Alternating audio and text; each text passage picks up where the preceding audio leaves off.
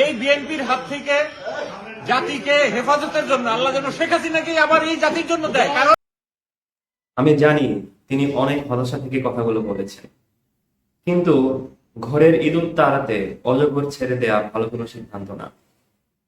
এখানে আমাদের হতাশার মূল কারণ হচ্ছে, আমরা হয়তোবা ভেবেছিলাম এত বড় সংগ্রামের পর, এতগুলো তাজা রক্ত ঝরে যাওয়ার পর হয়তোবা আমরা আমাদের যে মূল শত্রু বা মূল ভিলেনকে পরাজিত করেছি।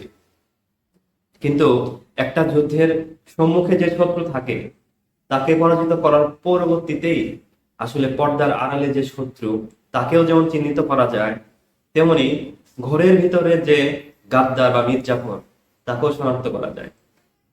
আওয়ামী লীগ তো ছিল মাত্র একটা সাপ, কিন্তু পিছন থেকে যে বিন বাজিয়েছে সেই ছিল আসলে মূল শত্রু, এবং সেটি হচ্ছে ভারত। ভারত আসলে কেন এই অঞ্চলে আধিপত্য প্রতিষ্ঠা করতে চায়? এর কারণ কি আমরা বাঙালি? না, এর মূল কারণ হচ্ছে যে আমরা মুসলিম। এই উগ্র হিন্দুত্ববাদী ভারত বা মোদী সরকার কখনোই চায় না যে এই অঞ্চলে ইসলামপন্থী শক্তির আবির্ভাব হোক। তাহলে এখন সমাধান কি? সমাধান খুব সিম্পল।